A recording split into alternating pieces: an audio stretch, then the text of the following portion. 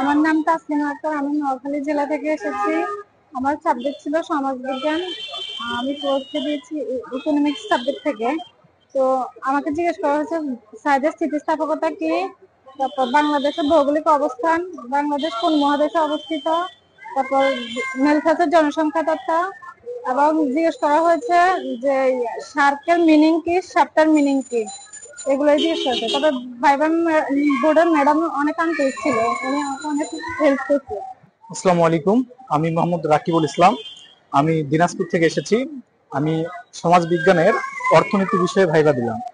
আমাকে ভাইবায় প্রশ্ন করছিল যে কুটির শিল্প কাকে বলে, মুদ্রাস্ফীতি কি, মুদ্রাস্ফীতির কারণ কি কি, চাহিদা কাকে বলে, যোগান কাকে বলে, মুদ্রাস্ফীতি বাংলাদেশ কে নিয়ন্ত্রণ করে, আর বাংলাদেশ ব্যাংকের কার্যাবলী কি কি। আমি শেরপুর জেলা থেকে আসছি। আমার নাম হামিদুল ইসলাম। আমার সামাজিক বিজ্ঞান 329 বিষয় কোড থেকে আমাকে 6টা প্রশ্ন আসছে ম্যাম। আমি এখান থেকে 6টায় উত্তর দিছি। আমাকে প্রাথমিক প্রথম মূল্য সংযোগ পদ হচ্ছিল, এরপর হচ্ছে চূড়ান্ত মূল্য সংযোগ পদ কোথায়, কোনটাকে মূল্য সংযোগ পদ বলা হয়। আমি বললাম যে কলম একটা মূল্য সংযোগ করে এখানে পরোক্ষভাবে কর আরোপ করা হয়। এরপর আরেকটা প্রশ্ন করা হচ্ছে যে চূড়ান্ত দ্রব্য কোনটি, গম, আটা, ময়দা, রুটি। আমি বলছি রুটি, তাহলে কর কোথায় আরোপ করবেন। আমি বলছি রুটি, অবশ্যই রুটির ভিত্তিতে আমরা কর আরোপ করতে হবে, এটা হলো মূল্য সংযোগ করা। এই কয়টা প্রশ্ন হচ্ছে এবং পরে বলছে ধন্যবাদ, আপনি আসতে পারেন। আমার নাম মোহাম্মদ হুমায়ুন কবির। আমি জামালপুর জেলা থেকে আসছি। আমার আজকে ভাইবা ছিল সমাজ বিজ্ঞান অনুষদের, আর আমার অনার্সের সাবজেক্ট ছিল ইকোনমিক্স। আমারে 4-5টার মতো প্রশ্ন করছে, আলহামদুলিল্লাহ সবগুলাই প্রশ্ন উত্তর দিয়েছে। আমার ভাইবা অনেক ভালো হয়েছে। যেমন আমার প্রথমে জিজ্ঞাসা ছিল যে ভারসাম্য অবস্থা বলতে মানে কি বোঝায়, মানে একটা চিত্র অঙ্কন করা ছিল, মানে চিত্রটা সম্পর্কে বোঝাইছিল। তো পরে আমি ভারসাম্য বিন্দুটা উল্লেখ করে দিলাম। উল্লেখ করার পরে পরবর্তীতে ম্যাডাম আমাকে জিজ্ঞেস করলো যে এক্ষেত্রে যোগানের পরিমাণ যদি বৃদ্ধি পায় তাহলে ভারসাম্যের অবস্থার কি হবে। তখন আমি নতুন করে একটা যোগান রেখা অঙ্কন করলাম এবং ম্যাডামকে বললাম যে যোগানের পরিমাণ যদি বৃদ্ধি পায় তাহলে যোগান রেখার ডান দিকে স্থানান্তর হয় এবং নতুন ভারসাম্য অবস্থা তৈরি হয়। আচ্ছা, তারপরে ম্যাডাম আর একটা কোশ্চেন দিয়ে গেল আমারে যে উপযোগ বলতে কি বোঝায় এবং কি ক্রমরা সমানুপাতিক উপযোগ বিধি এটা কি আলোচনা করছেন। তো সেই ক্ষেত্রে আমি বললাম যে ক্রমরা সমানুপাতিক উপযোগ বিধি অধ্যাপক মার্শাল আলোচনা করছেন যে কোন নির্দিষ্ট সময়ে একজন ভোক্তা কোনো দ্রব্য ক্রমাগত ভোগ করতে থাকলে ওই দ্রব্যের মোট উপযোগ বাড়লেও প্রান্তিক উপযোগ হ্রাস পায়, একে ক্রমরা সমানুপাতিক উপযোগ বিধি বলা হয়।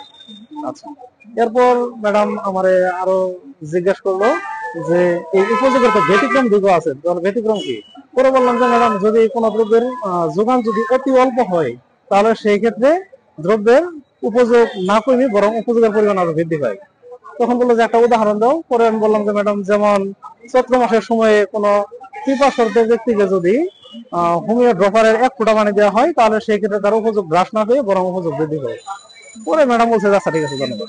আমার নাম মোহাম্মদ আব্দুর রেজা। আমি দিনাজপুর জেলার নবাবগঞ্জ উপজেলা থেকে এসেছি। আজকে আমার স্কুল পর্যায়ের সামাজিক বিজ্ঞান অনুষদের অর্থনৈতিক ভাইবা ছিল। তো প্রথমে আমি অনুমতি নিয়ে ভিতরে প্রবেশ করলাম।